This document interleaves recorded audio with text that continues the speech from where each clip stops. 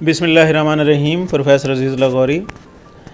आज मेरे पास हर दिल अजीज़ शख्सियत, बल्कि मैं एक फ़िक्रा यूज़ करूँगा कि 70 साला नौजवान मेरे साथ बैठे हुए हैं। मोहम्मद सादिक कसमानी साहब, प्रोफेसर मोहम्मद सादिक कसमानी साहब जो हैं, ये बहुत हर दिल अजीज़ प्रोफेसर हैं। और मैंने 70 साला नौजवान इसलिए कहा है कि मोहतरम मोहम्मद सादिक कसमानी साहब अभी तक बैचलर हैं, इन्होंने शादी नहीं की और अल्लाह ताला ने इनको फिर भी मतलब लोगों का इतना प्यार दिया कि मैंने जहाँ भी कोई तकरीब देखी, कोई फंक्शन देखा, तो वहाँ पे इनका जो रिगार्ड, जो रिस्पेक्ट मैंने देखी वो बहुत कम लोगों की होती है। तो सादिक साहब, आफ्टर रिटायरमेंट सर कैसे टाइम आपका गुजर रहा है सर? बिस्मिल्लाहिर्रहमानिर्रहीम। सबसे पहले तो मैं जनाब गौरी साहब आपको खराज तहसीन पेश करता हूँ। ड्यूरिंग सर्विस आप बच्चों के रोल मॉडल रहे हैं। रिटायरमेंट के बाद भी आपने ये जो खूबसूरत जो है मोटिवेशनल चैनल बनाया हुआ है, अब तो उस कॉलेज बच्चों से निकलकर सोसाइटी में भी आप रोल मॉडल बनते जा रहे हैं। तो मेरी दुआएं हैं कि इस तरह के ये अच्छे सिलसिले कामों के आइंदा भी चलते रहें। Thank you sir. जहाँ तक बात है रिटायरमेंट की, आपने मेरे इंट्रोडक्शन में ख़ुद कहा है कि 70 साल के बैचलर हैं। तो गुजारिश ये है, मेरी सेहत पे तो कोई फ़र्क नहीं पड़ा। पहले भी कोई नहीं था, कोई बच्चे बीवी, अब भी कोई नहीं है। सिर्फ अगर थोड़ा सा फ़र्क पड़ा है, पहले मैं रेगुलर जॉब में था, अब भी मैं पढ़ाता हूँ लेकिन विजिटिंग पर पढ़ाता हूँ, इसलिए मेरी सेहत पे कोई ख़ास फ़र्क नहीं पड़ा। अलबत्ता मैं ये थोड़ा सा ये आपको बताते चलूँ कि रिटायरमेंट के बाद मैं जो है, चूँकि मेरी कोई सुनता नहीं है सोसाइटी में, मैं हवाई किले जो है वो बनाता रहता हूँ। यानी अपने तौर पे ऐसे सोचता रहता हूँ कि भी ये मसलन मैं एक छोटी सी बात करता हूँ कि हमारा टीवी एक बहुत बड़ा सोर्स है जिससे जो है सोसाइटी के अंदर इनकलाब भी आ सकता है। तो मैं उनके जब ये प्रोग्राम देखता हूँ कि ये जो टॉक शोज़ होते हैं, मैं सोचता हूँ यार इतने पढ़े लिखे लोग हैं, मैं उनसे ख़ुसूसी तौर पे इम्प्रेस भी बहुत हूँ जितना वो खूबसूरत गुफ्तगू करते हैं। लेकिन जो उनके टॉपिक होते हैं, मैं ये सोचता हूँ कि सिवाय गुफ्तगू करने के उसका सोसाइटी में एक आम आदमी की ज़िंदगी पर क्या जो है वो पॉजिटिव असर जो है वो पड़ रहा है। तो बल्कि मैं ये कहूँगा कि ये मेरा सवाल भी है कि आप किसी और पढ़े लिखे से इसका जवाब जो है अगर ले लेना और मुझे भी बता देना, ताकि मैं भी थोड़ा सा रिलैक्स फील करूँ। माशाल्लाह, बड़ा अच्छा क्वेश्चन किया कि जो टॉक शो होते हैं तो उल्टा इसमें सोसाइटी में उल्टा डिप्रेशन बढ़ रहा है और नफ़रतें जो बढ़ रही हैं बजाय इसके कि नफ़रतें कम हों। अच्छा जनाब, मोहम्मद सादिक कसमानी साहब, प्रोफेसर साहब, ये बैचलर हैं, मैंने अभी आपको बताया था। और ज़ाहिर है बंदा जब जवान होता है तो जवानी में तो बहुत सारे हादसात होते हैं, बहुत सारे लोग मिलते हैं। तो सर आपकी ज़िंदगी में भी कोई खूबसूरत लम्हा किसी ने आपको चाहा हो या आपने किसी को चाहा हो? सर आपने तकल्लुफ़ नहीं करना, ठीक है ना सर? ठीक। और इसे ये एक नेचुरल फैक्टर है। कोई अगर इससे इनकार करता है तो मैं कहता हूँ वो झूठ बोलता है। सही। तो हमें रिस्पेक्ट मिली भी है और हमने रिस्पेक्ट दी भी है। तो बैचलर रहने का एक फैक्टर है छोटा सा। ऐसे जब मैं यूनिवर्सिटी पढ़ता था तो वहाँ दोस्त जो है वो फीमेल लड़कियाँ भी होती थी, कोई एजुकेशन होती है यूनिवर्सिटी में, तो वो भी एक दूसरे के साथ जो है शेयरिंग भी करते थे। एक दो मुझे भी एहसास हुआ कि भी मैं एक जो है अपना जो वहाँ मेरी क्लास फेलो थी यूनिवर्सिटी के अंदर, मैंने भी गलती कर ली। तो मैंने कहा भाई ऐसा करना कि अगर कोई मौका मिले तो मैं भी लाइन में खड़ा हूँ तो मुझे आप कंसीडर करना। अच्छा। तो उसने जवाब दिया, आप तो लाइन के बिल्कुल आखिर में खड़े हैं, पता नहीं उस वक्त तक आपकी बारी आती भी है या नहीं। मैं इस बात से थोड़ा सा डिसार्ड भी हुआ। अच्छा देखिए, माशाल्लाह सर ने जब किसी को ऑफ़र की, ज़ाहिर है यकीनन कोई खूबसूरत लड़की होगी, तो सर ने जब उन्हें ऑफ़र की तो उसने कहा कि सर आप लाइन के आखिर में ठहरे हैं और आपसे पहले भी बहुत सारे लोग हैं और आपकी बारी पता नहीं आती है या नहीं आती। तो बड़ा अच्छा मतलब उसने जवाब दिया। सर फिर आपने ट्राई जारी रखी या बस छोड़ दिया? फिर वक्त के साथ मैं अपनी केमिस्ट्री के हवाले से एक बात करूँगा कि हमारा एक चैप्टर था FSC, अब भी है, तो उसमें ये लिखा हुआ था कि भी ये 20वीं सदी के शुरू में प्लास्टिक की जो इजाद हुई उसको जिधर किधर हम देखते हैं अक्सर उसका इस्तेमाल है। मसलन आपके ये बोतल रखी हुई है, मसलन ये टिशू का जो है ये रखा हुआ है, ऐनक है, उसकी जरी बटन है अक्सर। तो उसने फिर एक उसके अंदर जो है अपने कॉल लिखा कि we are living in plastic society. तो ये उसका उसमें लिखा हुआ है। मैं अब ये देखता हूँ कि उस प्लास्टिक सोसाइटी से हटकर अब जो 21वीं सदी है, अब मैं ये देखता हूँ कि ये जो पैनोफ्लेक्स होते हैं इसका जोर है कि जी फलां बीमार था, वो अफसर या कोई मकसद है सर्विसमैन या कोई प्राइवेट जॉब वाला, अल्हम्दुलिल्लाह अब वो बुखार से बेहतर हो गया है, अपने काम शुरू हो गए हैं। यानी या इस तरह के यानी वो जो है बैनर लगे हुए होते हैं अमली तौर पे। क्योंकि मेरे नज़दीक ये है कि ये जो कानून है इनके ऊपर अमल होना चाहिए।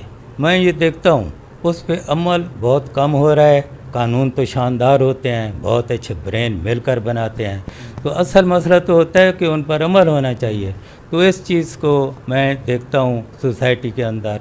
अब मसलन बच्चे हैं, अब देखो मोटरसाइकिल चला रहे हैं या बड़े भी हैं, मैं हैरान होता हूँ कि वो कान के साथ मोबाइल लगा के मोटरसाइकिल भी चला रहे हैं और बातें भी कर रहे हैं।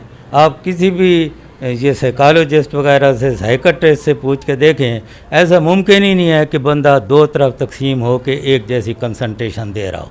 और दूसरों को भी उल्टा तंग कर रहे होते हैं। ज़ाहिर है वो तेज़ भी नहीं चला सकते, स्लो चलाते हैं, पीछे वाले को ना सही रास्ता मिल रहा होता है ना कुछ। मैं हैरान होता हूँ। मैं बल्कि ये रिक्वेस्ट भी कर रहा हूँ कि अपनी अथॉरिटीज़ को कभी इन नौजवानों के ये जो है अपना वो डाटे निकलवाएं कि इनकी बातें किस तरह की हैं। सोचने की बात है, जब एक बच्चा पढ़ रहा है उसके ज़िम्मे कोई असाइनमेंट भी नहीं है कि उसने अपने अफसर को रिपोर्ट देनी है।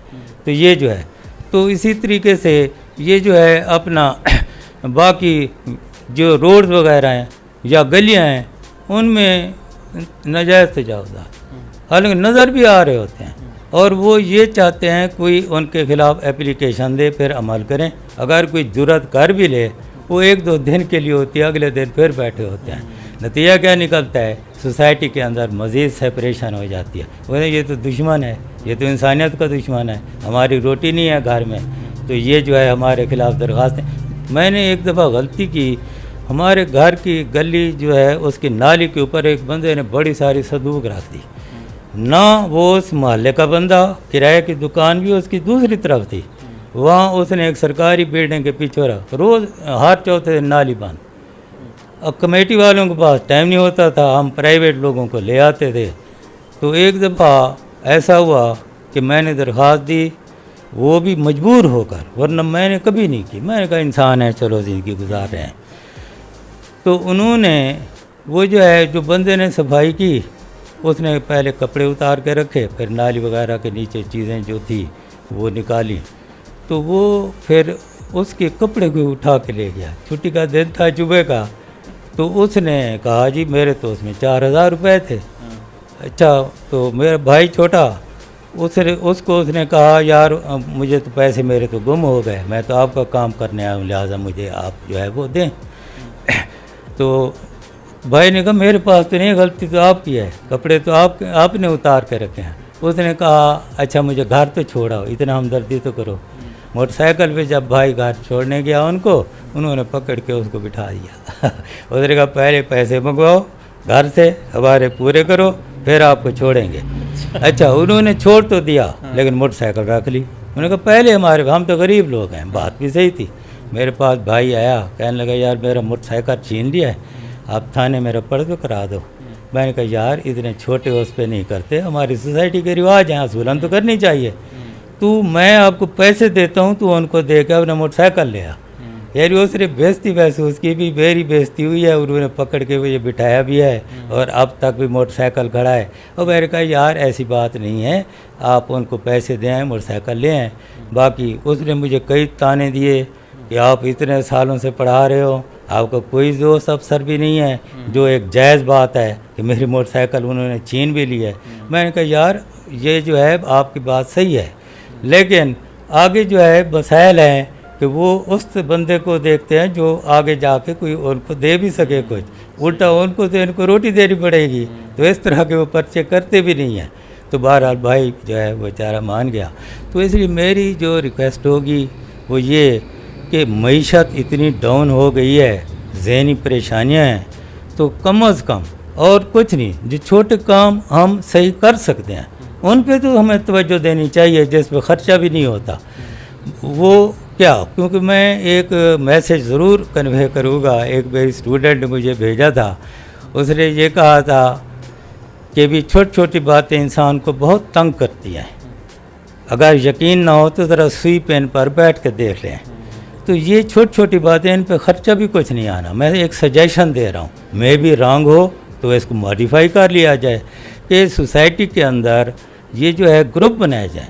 जो बंदे रिटायर हैं या बिजनेसमैन हैं, उम्र रसीदा हैं, आप ज़रा शरीफ आदमी हैं, उनको एक अहमियत दी जाए कि उनके ग्रुप बनाए जाएं, ताकि और मसलन मोटरसाइकिल है, उनके आगे पीछे नंबर प्लेट हो और वाज़े नंबर लिखा हो, ताकि वो अगर ना भी पकड़ा जाए उसका नंबर तो नोट हो जाए कि भी इतने बजे ये यहाँ पर था, और उससे पूछा जाए। और पेरेंट भी बच्चों को समझाएं कि भी अब कानून जो है ज़रा सख्त होता जा रहा है, आप मेहरबानी करें, सही अपने काम करें। तो उसका सोसाइटी के अंदर मेरे ख्याल में कुछ इस पर ख़र्चा भी नहीं आएगा और ये एक पॉजिटिव रोल होगा। मैं एक जो है अपना उसकी परवीन शाकिर की छोटी नज़म भी ज़रूर सुनाऊंगा।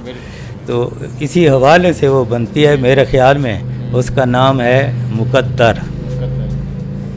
मैं वो लड़की हूँ जिसको पहली रात कोई आके ये कह दे मेरा सब कुछ तेरा है दिल के सिवा। यानी जब कानून बना हुआ है, अगर उस पर अमल दरामद नहीं है तो वो तो फिर दिल के सिवा काम हो गया। तो इसलिए जो कम अज़ कम जिन पर ख़र्चा नहीं होता उन पे मेरी रिक्वेस्ट होगी गवर्नमेंट से, क्योंकि ये काम एडमिनिस्ट्रेशन नहीं कर सकती, क्योंकि वो तो गवर्नमेंट के पाबंद हैं।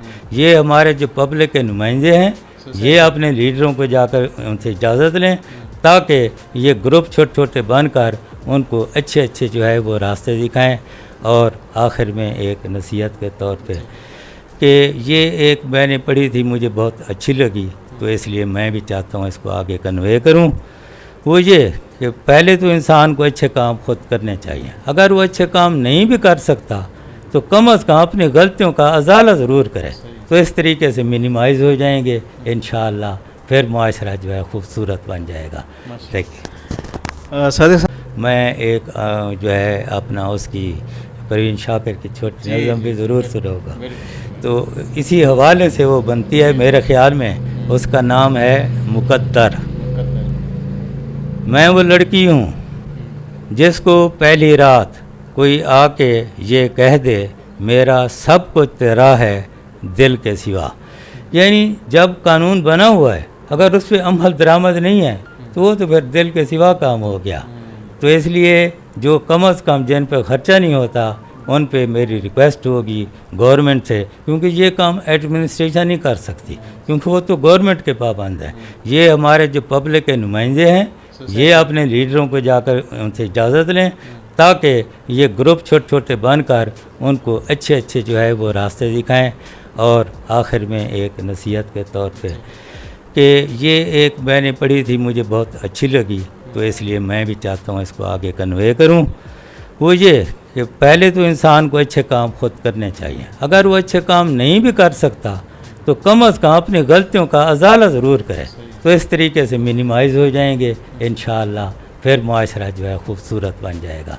देखिए सादिक साहब ने बड़ा एंड पे अच्छा पैगाम दिया कि इंसान को अच्छे काम करने चाहिए और अच्छे काम जो है वो हमेशा याद रखे जाएंगे। और सादिक साहब ने जो अभी एक बताई थी बात कि वो पिन वाली कैब आती है सर कि पिन पर बैठे हैं? वो असल में उसमें मैसेज ये था मैसेज था। कि भी छोटी छोटी बातें इंसान को परेशान करती हैं। हाँ। अब उसमें ज़रा मजाक भी था, सबक भी था। अगर यकीन ना आए तो आप सुई पेन पर बैठ के देखें कैसे चुभती है, पता चलता है। ये जो है, तो मेरा कहने का मतलब जो छोटी बातें बगैर पैसे के वो ठीक हो सकती हैं, उनको तो ठीक किया जाए, क्योंकि सोसाइटी तो जूं जूं एक दूसरे से दूर होती जा रही है। सर मेरे पास अल्फाज नहीं, मैं आपका शुक्रिया अदा करूं सर। थैंक्स लॉट सर, बहुत बहुत शुक्रिया सर। अल्लाह ताला आपको सलामत रखे और इसी तरह मैं आपका इंटरव्यू लेता रहूं सर। शुक्रिया, इंशाल्लाह बहुत बहुत हम शुक्रिया। हाजिर हैं। थैंक यू, आपका बेहद शुक्रिया। Thank you sir, thank you very much sir, मतलब thanks. Please subscribe my YouTube channel. Thanks a lot.